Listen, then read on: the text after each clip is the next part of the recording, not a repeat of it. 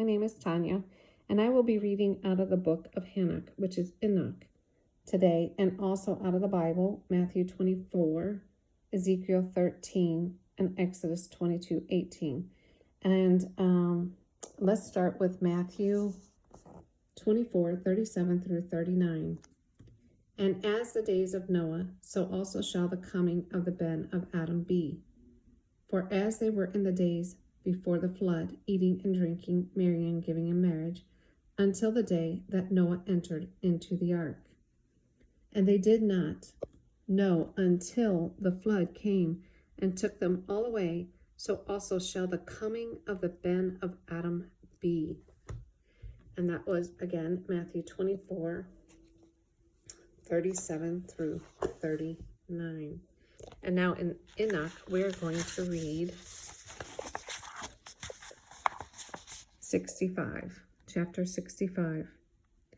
And in those days Noah saw the earth, that it had sunk down, and its destruction was near. And he rose up from there and went to the ends of the earth and cried aloud to his grandfather Hanok. And Noah said 3 times with an embittered voice, Hear me, hear me. And I said to him, Tell me what it is that is falling out of the earth, that the earth is in such evil plight and shaken, if perhaps I shall perish with it. And after that there was a great commotion on the earth, and a voice was heard from the Shamian, and I fell on my face. And Hanok, my grandfather, came and stood by me and said to me, Why have you cried unto me with a bitter cry and weeping? And a command has gone forth from the presence of Yahuwah concerning those who dwell on the earth, that their ruin is accomplished, because they have learned all the secrets of the messengers, and all the violence of the adversaries, and all their powers, the most secret ones, and all the power of those who practice sorcery, and the power of witchcraft, and the power of those who make molten images for the whole earth. And how silver is produced from the dust of the earth, and how soft metal originates in the earth. For lead and tin are not produced from the earth like the first. It is a fountain that produces them, and a messenger stands therein. And that messenger is the head. And after that my grandfather Hanok took hold of me by my hand, and raised me up, and said to me, Go, for I have asked Yahuwah of hosts regarding this commotion on the earth. And he said to me, Because of their unrighteousness, their judgment has been determined upon, and shall not be withheld by me forever. Because of the sorceries which they have searched out and learned, the earth and those who dwell upon it shall be destroyed.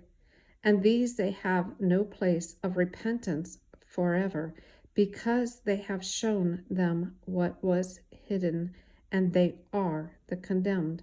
But as for my son, but as for you, my son, Yahuwah of hosts knows that you are pure and guiltless of this reproach concerning the secrets, and he has disdained your name to be among the Kadesh, and will preserve you amongst those who dwell on earth, and has disdained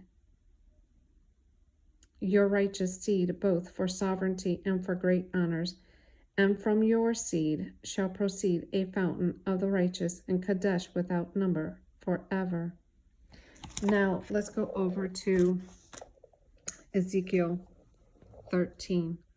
And we're going to start reading at 17. And you, son of man, turn your face against the daughters of your people, who prophesy out of their own heart and Nabah against them. And you shall say, This is what the Adon Yahuwah said, Woe to those sewing pads for all the joints of the hand, and to those making nettings for the heads of every height to trap beings. You trap the beings of my people while you preserve your own beings. And you have profaned me among my people for handfuls of barley and for pieces of bread to put to death beings that should not die, and to keep alive beings who should not live.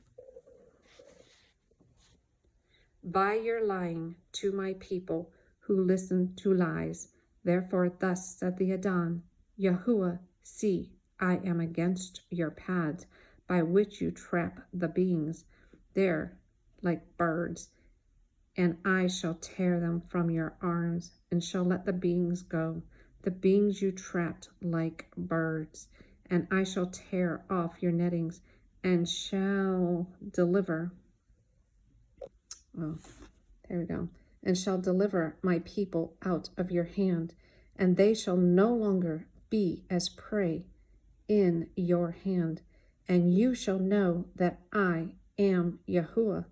Because with falsehood you have made the heart of the righteous sad, whom I have not made sad, and you have strengthened the hands of the wicked, so that he does not turn from his evil way, to keep him alive. Therefore you shall no longer see false visions, nor practice divination, and I shall deliver my people out of your hand, and you shall know that I am Yahuwah. Now in the chapter 60, it changed on me. I'll go back to 65. In chapter 65 in Hanok, you see that there is no repentance for those that are in witchcraft and that have crossed the line, that are concerning the secrets of what? What does it say the secrets were? Let's go back. The secrets of practicing sorcery, the power of witchcraft, and making molten images for the whole earth. That is serious. There's no repentance. They're condemned. It said it very clearly. And it also speaks that in the word. Exodus 22:18. Do not allow a practicer of witchcraft to live. And there's a reason for that.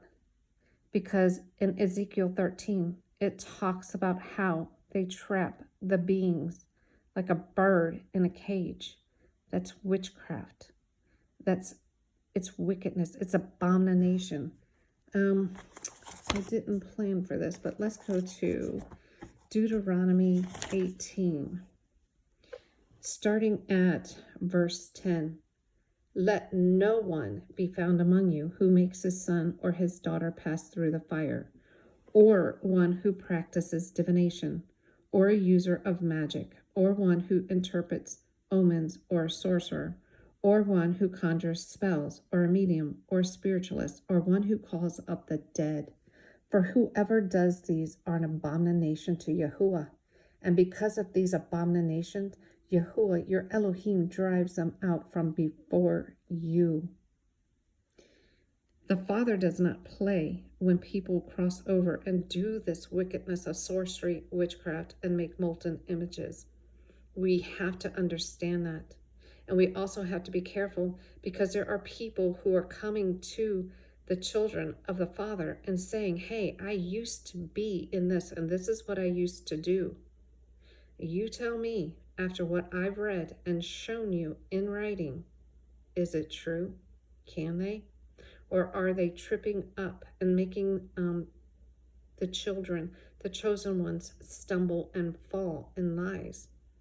Be very careful. I'm asking you to take this and read it yourself. Sit with the Father and ask him to guide you.